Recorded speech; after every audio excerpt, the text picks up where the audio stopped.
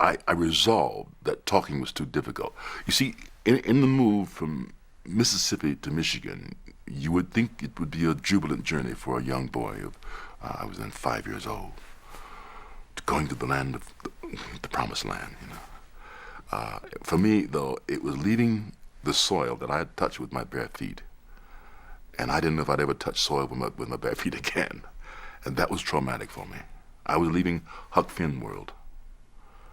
And forget social problems. I was leaving the earth of Mississippi, the clay soil along the banks of the Mississippi River. And that was a trauma for me. And I didn't realize that until I went back for a family reunion when I was 40 years old. And I got back to the old homestead, and I felt it. Such a warmth, not temperature, heat, warmth, but such a psychic warmth hit me that I was back to that land again. And that journey, that choo-choo train journey from Mississippi to Michigan was a trauma. I mean, there are other little things that happened along the way that one might pin it to. The family things. I was an adopted child of my grandparents, and I don't know how I can ever express my gratitude for that, because my parents would have been a mess, you know. And there were considerations about that. Where should I go? And that began to bother me when I hear those discussions at night. Where should James Earl go? But it was a journey itself that I really feel the being ripped from the soil is what set me into a state of trauma. So by the time I got to Michigan, I was a stutterer. I couldn't talk. So my first year of school was my first mute year. And then those mute years continued until I got to high school. I suspect a lot of people are stutterers and somehow overcome it, or we all mask it. I'm still a stutterer, but we all find a way to mask it. And sometimes I guess our vocabulary might be a little larger than it would have ordinarily been, because we have to find a word we won't trip on. A word that begins with the right consonant. You know, I resigned to it as a kid. I guess I was then about, you know, from 10 years old when I was approaching serious school work, you know, like, you know, where really you had to really report what you knew. And the teacher accepted that I could do all my reporting with a pencil. I didn't have to speak oral examinations. I did all my written. And I became just a nonverbal person. I became a writer, you know. And I was resigned to that. That was okay. It was quite, you know. I compare myself now to Muhammad Ali, you know. Whenever I meet him, he doesn't say much. I think he enjoys it back there, not saying very much, because he was such a mouther before, you know, and brilliant at it. Now I think he enjoys being quiet. Well, I enjoyed being quiet. It was you know, as long as people respected and didn't bother me and didn't probe me, you know, it was a nice place to be.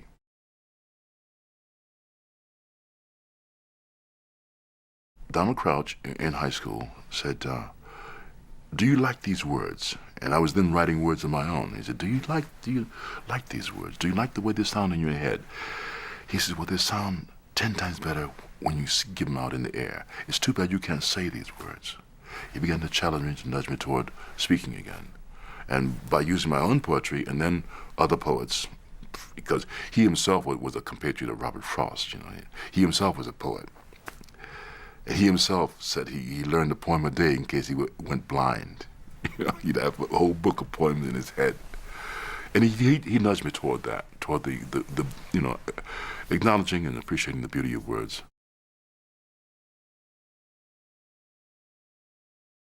It was a poem, the Ode to Grapefruit, only because I had written it in the meter. I had used the meter of the Hiawatha, and Donald Crouch used that as a reason to challenge me. He said, "I don't think this is a good poem. It's so good, I don't think you wrote it. To prove you wrote it, get up in front of the class and say it out loud." And that was I don't know whether he concocted that challenge or not, but he really meant it. And I got up and I said it and didn't stutter. Nice surprise.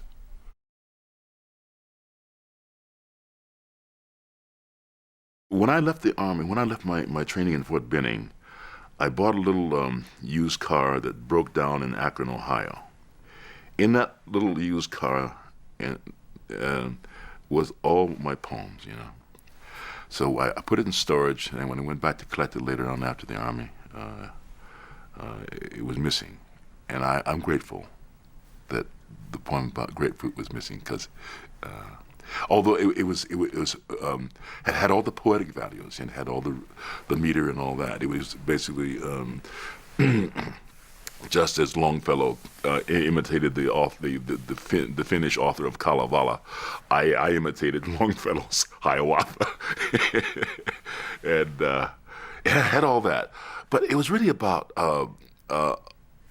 the beauty. I don't know if anybody else can appreciate. I wouldn't expect them to. In the wintertime, in the snow country, citrus fruit was so rare. Hello, WhatsApp, my viewers. I'm glad that you are watching, and for the new person here, please kindly subscribe to Hum TV, and I will be glad. James Earl Jones, the prolific film, TV and theatre actor whose resonant, unmistakable baritone was most widely known as the voice of Star Wars villain Darth Vader, died Monday morning at his home in Dutchess County, NY, his rep confirmed to Variety. He was 93. After overcoming a profound stutter as a child, Jones established himself as one of the pioneering black actors of his generation, amassing a bountiful and versatile career spanning over 60 years, from his debut on Broadway in 1958 at the Court Theatre, renamed the James Earl Jones Theatre in 2022 to his most recent performance in 2021's Coming to America. For that film, Jones reprised his role as King Jaffe Joffer from the 1988 Eddie Murphy comedy Coming to America, one of several roles, along with Darth Vader, that Jones revisited, including the voice of King Mufasa in Disney's animated feature The Lion King in 1994, the 1998 direct-to-video sequel and the 2019 remake, and CIA Deputy Director Vice Admiral James Greer in 3 Jack Ryan movies, 1990's The Hunt for Red October, 1992's Patriot Games, and 1994's Clear and Present Danger. Among his more than 80 film credits, Jones's other notable movies include as a B-52 bombardier in Stanley Kubrick's 1964 Cold War satire Dr. Strangelove, his feature film debut, as the first black president of the United States in 1972's The Man, as the fearsome villain in 1982's Conan the Barbarian, as a reclusive author in 1989's Field of Dreams, as a blind former baseball star in 1993's The Sandlot, and as a minister living in apartheid South Africa in 1995's Cry the Beloved Country. Jones was nominated for 4 Tony Awards and won 2 in 1969 for playing boxer Jack Johnson in The Great White Hope, which he reprised on film in 1969-1970, receiving his only Oscar nomination, and in 1987 for originating the role of Troy Maxson in August Wilson's Pulitzer Prize-winning drama Fences. He was nominated for 8 Primetime Emmy Awards, winning twice in 1991 for supporting actor in the miniseries Heatwave, about the 1965 Watts riots, and for lead actor in the drama series Gabriel's Fire, about a wrongfully imprisoned ex-cop who becomes a private detective. It was the first time an actor won 2 Emmys in the same year. So as the management of Hum TV, I send my deepest condolences to the family and friends of Earl Jones in this difficult time.